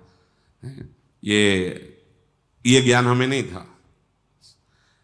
ऐसा हो ही नहीं सकता कि प्रभु के लिए थाल सजा रहे पहले उससे ले, ऐसा कैसे? कोई पूछता तो उत्तर नहीं। ये तो इसी प्रेम नगरी का एक है, जिसके भी हृदय में जहां भी प्रेम है, ये प्रेम का प्रभाव और स्वभाव है। मानसी गंगा में दंडोती परिक्रमा जब गुरुदेव के साथ लग रही थी गिरिराज महाराज की, तो मानसी गंगा में तो वहां एक सहतूत बेच रहा था, सहतूत इतने से, तो श्री जी को भोग लगाने के लिए प्रक्षालन किया, बीन बीन के सही रखे। महाराज जी ने कहा थोड़े लो और पाओ, बताओ कैसे? हमको महाराज जी पहले श्री जी को भोग। बोले हमारे यहाँ पहले श्री जी नहीं, पहले तुम पा के बताओ कैसे, खट्टे अधिक खट्टे तो नहीं। वो देख लो महाराज। बोले जब हम कह रहे थे तुम पावला, हिम्मत नहीं पड़ रही थी कि श्री जी के पवा के बिना के पाया। कहा मीठे। बोले जब हाथ धो, आचमन करो, अब भोग लगाओ।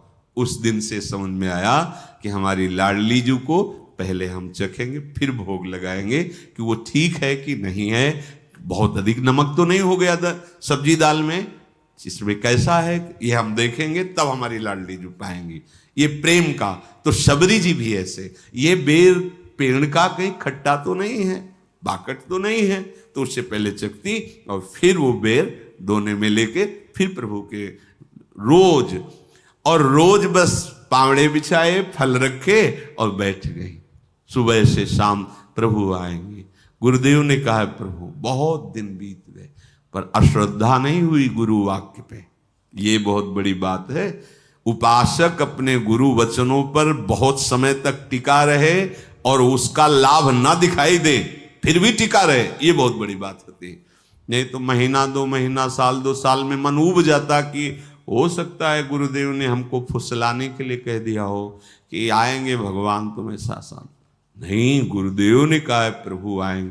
मार्ग में जाए रहे लोचन बिछाए को, नेत्र लगाए। गुरुदेव ने कहा है भगवान ऐसे ही बहुत दिन बीते मग जोहत, तो आ गए औचक सो मिटे सब शोक।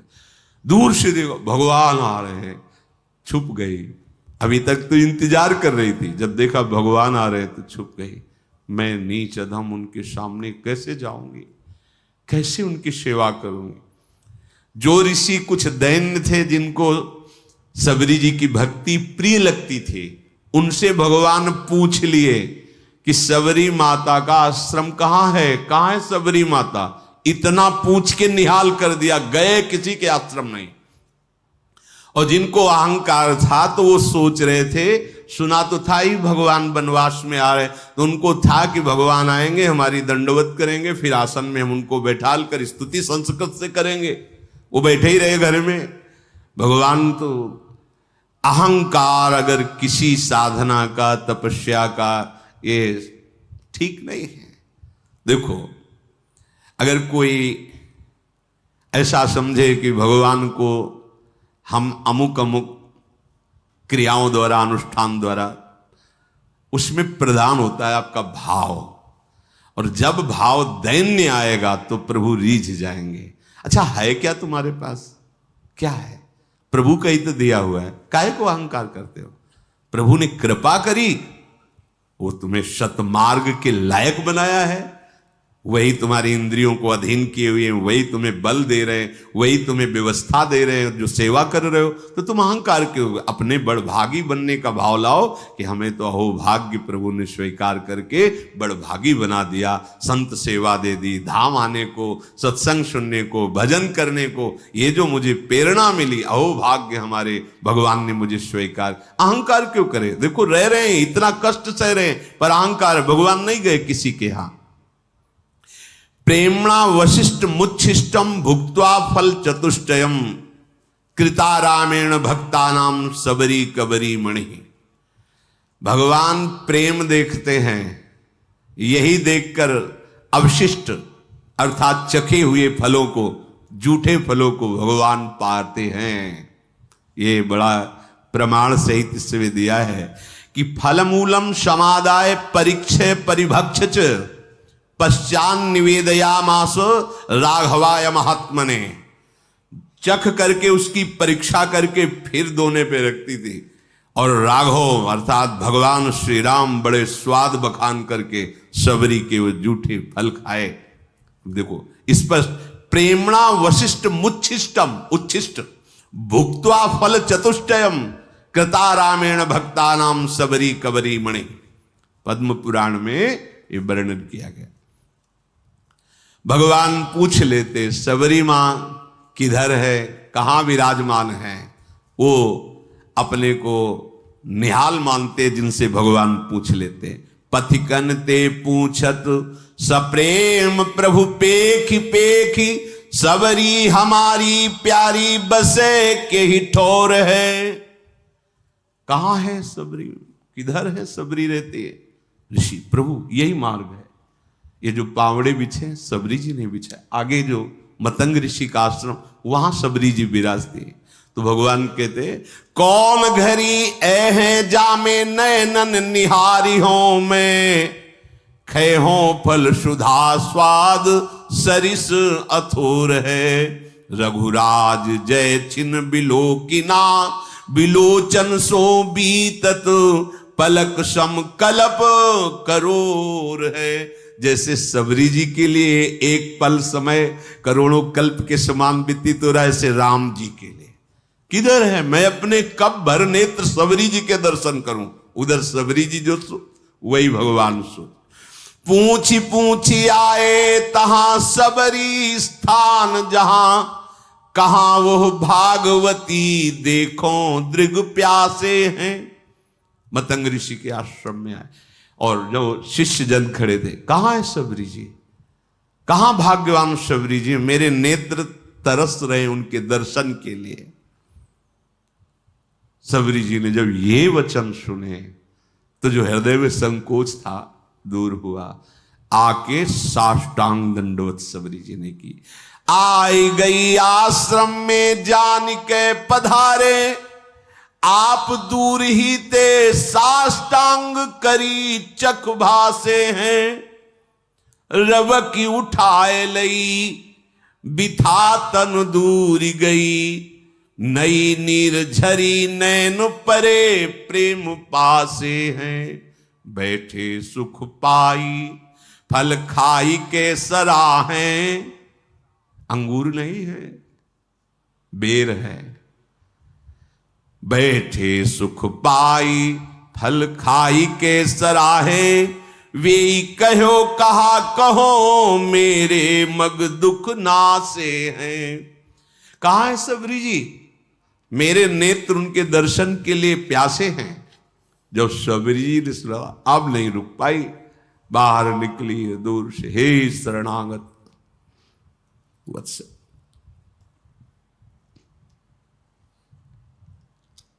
दूर से देखा प्रभु साष्टांग शबरी प्रणाम कर रहे, दौड़ पड़े। रघुनाथ जी ने जैसे माता को हृदय से लगाया जाता है, ऐसे शबरी मां को अपने नेत्रों से, अश्रु से शबरी को, हमारे भगवान का स्वभाव जो जान गया, तो भगवान शिव कहते हैं, उमा राम स्वभाव जेहि जाना, ताय भजन तज भावना। करुणा समुद्र है ये। आप खुद भजन करोगे तब आपको पता चले। आपका हृदय जब थोड़ा सा भी प्रभु से अपनापन करेगा तो आप खुद समझ पाओगे प्रभु के सिवा कोई ऐसा प्यार करने वाला त्रिभुवन में नहीं है। भगवान ने शबरी जी का हाथ पकड़कर अपने समीप बैठाला। ये प्यार, वो ऋषि कंकड़ छू गया तो कितना कड़ुआ बोल रहे, ए नीच जाति, ये ऐसा। भगवान हृदय से लगाकर अश्रुओं से अभिषिक्त करके अपने समीप शबरी जी को बैठाला। शबरी जी को स्मरण आया कि जो प्रातः ही फल रखे थे प्रभु के लिए, दौड़ के गई, फल लाई। भगवान, वाह, मेरा वनवास का सारा कष्ट दूर हो गया तुम्हारे फल पाके। बड़ाई कर रहे भगवान ने कभी 56 भोग की बड़ाई नहीं की, कहीं भी ऐसा नहीं। देखो सुदामा जी के जब तंदुल पा रहे हैं ना, तो रोमांच हो रहा है भगवान को। तंदुल, चावल नहीं, चावल को पछोरने से जो टुकड़े निकलते हैं, कोई उधार भी नहीं देता था। एक को दया आ गई तो उसने टुकड़े दे दिए जो घर में बनाने में डांट लगती।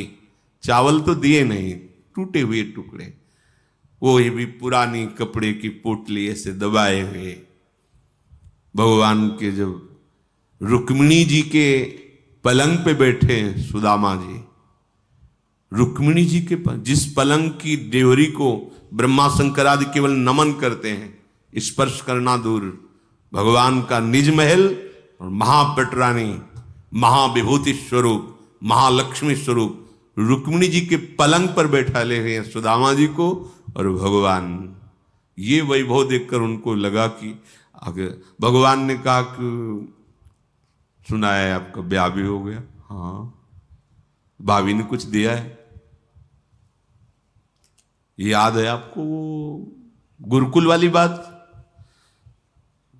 सब याद है हमें, याद। तो फिर भाभी ने कुछ दिया है। अब कैसे इतना वैभव, फटे कपड़े में वो तंदुल कैसे निकाल के दें, कैसे निकाल? अब भगवान का इतनी अच्छी चीज रखे हो फिर भी तू फटा कपड़ा उससे निकाल। भगवान, रुक्मिणी जी देख रही, अरे उस तंदुल को भगवान के रोमांच हो रहा पाते हैं। मित्र, आज तक ऐसा स्वादिष्ट पदार्थ हमने नहीं। क्या स्वाद है तंदुल? विदुरानी जी के केले के छिलके में क्या स्वाद है? अगर कोई समझता है कि भगवान को अच्छा अच्छा भोग लगाएंगे, हम पटा लेंगे, कैसे हमारे प्रभु, देखो जरा फल बेर, वैसे ही बेर कोई बहुत, उस बेर को पा पाकर कह रहे कि आज हमारे वनवास का श्रम दूर हो गया। कितने सुंदर स्वादिष्ट अमृतमय फल भगवान बड़ाई कर रहे हैं शबरी के द्वारा दिए। इसीलिए हमारे प्रभु पत्रम पुष्पम फलम तोयम ये में भक्त्या प्रक्षति।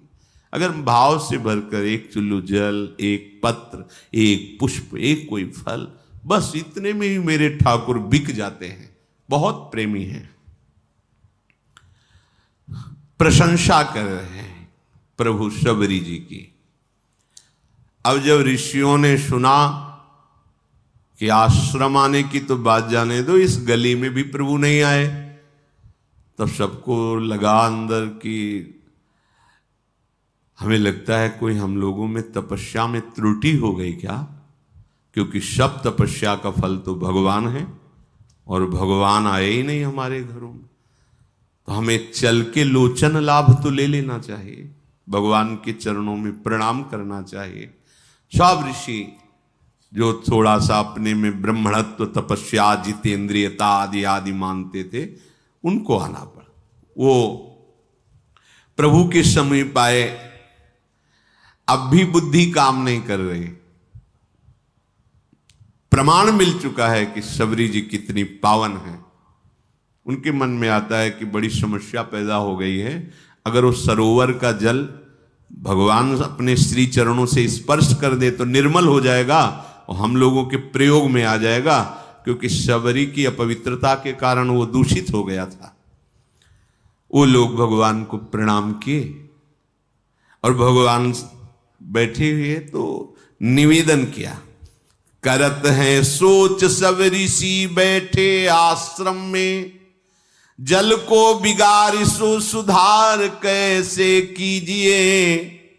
आवत सुने हैं बनपथ रघुनाथ, कहूं आवे जब कहें आको भेद कह दीजिए।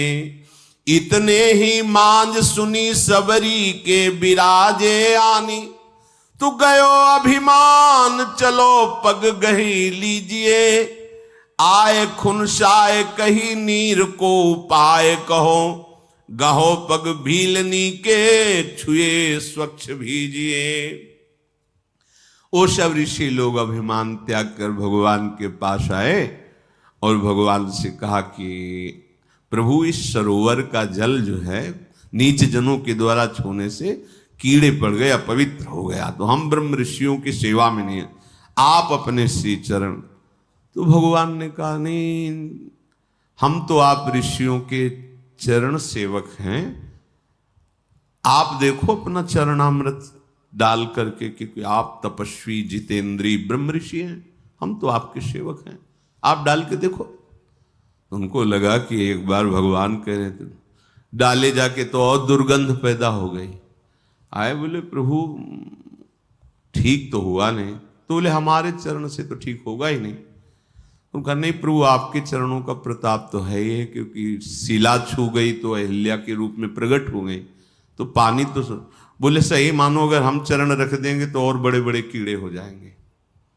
अगर उसे स्वच्छ करना चाहते हो तो तुम सबरी के चरणामृत उतारो और फिर डालो जाके। अब भगवान का आदेश, बड़े बड़े ब्रह्म ऋषि सब बोले, केवल एकमात्र सबरी जी के चरण स्पर्श किए हुए जल से ही वो पवित्र हो सकता है, दूसरा कोई उपाय नहीं, क्योंकि तुम सबसे भयानक अपराध बनाए। स्त्री जान करके, नीच कुल की जान करके उनको तुम धिक्कारा है, तुम उनको ऐसी भावना से ये अपराध तुम्हारे सारे तप को, सारे प्रभाव को नष्ट कर दिया। अगर तुम कहीं अपने जीवन को कृतकृत्य करना चाहते हो, सरोवर के जल और हृदय को स्वच्छ करना चाहते हो, तो सबरी जी का चरणामृत ही काम करेगा, दूसरा कुछ नहीं। अब भगवान की आज्ञा, ईश आज्ञा तो सबको शिरोधार्य है। सबने जेव ही सबरी जी, बड़ी प्रार्थना, दैन्यता, जेव ही चरण स्पर्श हुआ, निर्मल स्वच्छ और अमृत जैसा जल हो गया। तब भगवान ने शबरी जी की स्तुति की, जो नौधा भक्ति पीछे गाई गई थी, वो भगवान शबरी जी को नहीं सुना रहे, उन्हीं ऋषियों को बता रहे कि ये पूरी की पूरी भक्ति हमारी माता शबरी जी में विराजमान है।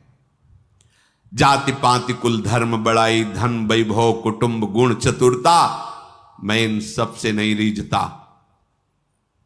फिर सुन लीजिए, जाति पाति कुल धर्म बड़ाई धन बल कुटुंब गुण चतुरता, इन सबसे मैं नहीं रीझता। मेरे रिझाने का एक ही केवल उपाय है, दैन्य भाव, भक्ति भाव। मैं तुम्हें सावधान होकर सुनाता हूं, 9 प्रकार की भक्ति है। पहली भक्ति है संतों का संग करना, दूसरी भक्ति है मेरी लीला कथा प्रसंग सुनने में रुचि होना, तीसरी भक्ति है अभिमान रहित होकर गुरु के चरण कमलों की सेवा करना, चौथी भक्ति है कपट का त्याग करके मेरे गुणों का गान करना, मेरे मंत्र का जाप और दृढ़ विश्वास मुझ पर हो जाना, ये पांचवी भक्ति है। छठी भक्ति है इंद्रियों का निग्रह, अच्छा स्वभाव, अच्छा चरित्र, बहुत प्रपंचिक कार्यों से वैराग्य और निरंतर संत समागम, साधु पुरुषों द्वारा बताए हुए आचरण करना। सातवीं भक्ति है जगत भर में भगवत भाव रखना, सब में प्रभु विराजमान है और संतों को मुझसे भी अधिक करके मानना। आठवीं भक्ति है जो मिल जाए उसी में संतोष करना, स्वप्न में भी कभी पराये दोष दर्शन ना करना। नवीं भक्ति है सबके साथ सरलता का कपट रहित बर्ताव करना, हृदय में मेरा दृढ़ भरोसा रखना, हर्ष और दैन्य का ना होना। दैन्य मैं बहुत गरीब हूं, ये नहीं, ये दैन्यता भागवतिक दैन्यता है। लेकिन भक्त कभी गरीब नहीं होता, उसके पास परम धन भगवान का नाम होता है। विषयों की अभाव की दरिद्रता वाली दैन्यता भक्त में नहीं होती। इन 9 में से एक भी भक्ति, चाहे वो स्त्री हो चाहे पुरुष हो, कोई भी हो, वो मुझे अत्यंत प्रिय है। फिर हे शबरी जी, आप में तो 9 भक्ति विराजमान है। जो गति योगियों के लिए भी दुर्लभ है, आज मेरे सामने ही तुम्हें वो दुर्लभ गति प्राप्त होगी। मेरे दर्शन का फल है जीव अपने ब्रह्म स्वरूप को प्राप्त हो जाता है। मम दर्शन फल परम अनुपा, जीव पाओ निज सहज स्वरूपा। फिर कहा कि शबरी जी आप यहां विराजमान, कहीं जानकी जी को यहां से जाते हुए ऊपर से कोई तुम्हें ऐसा कुछ खबर है क्या? शबरी जी ने कहा प्रभु, पास में एक पंपा नामक सरोवर है, वहीं सुग्रीव हैं, आप वहां जब जाएंगे तो उनसे मित्रता कीजिएगा, वो सब आपको सूचना दे देंगे। हे नाथ, आप कुछ देर रुको। और शबरी ने एकदम एकाग्रता की और उनके शरीर में योगाग्नि प्रकट हो गई। भगवान के सामने ही पांच भौतिक शरीर का लय करके भगवत धाम को गई। जातिहीन अग जन्म मही, मुक्त कीन असनारी, महामंद मन सुख चाहसी, ऐसे प्रभु ही विसारी। देखो, स्त्री शरीर है, लोक में अधम कुल है, फिर भी भगवान की भक्ति से ऐसी दुर्लभ गति प्राप्त हुई जो योगी जन वांछना करते हैं, आकांक्षा करते हैं। ऐ दुर्बुद्धि मन, तो ऐसे प्रभु का भजन छोड़ करके और किसी विधान से सुख चाहता है, अर्थात तुझे कभी सुख नहीं मिल सकता। अगर भजन करोगे, नाम जप करोगे, भगवान के चरित्र सुनोगे, आचरण पवित्र रखोगे, तो माना कि दुख का, विपत्ति का प्रभाव आएगा, पर तुम्हें परास्त नहीं कर पाएगा। परम सुख की प्राप्ति अंत समय तक निश्चित हो जाएगी। इसलिए जैसे बने, मन लगे ना लगे, भाव बने ना बने, सत्य है असत्य है, तुम सब छोड़ो, एक बार कहा मान लो और प्रभु का नाम निरंतर जपने की चेष्टा करो, तुम सुखी हो जाओगे। श्री राधा वल्लभ लाल की जय।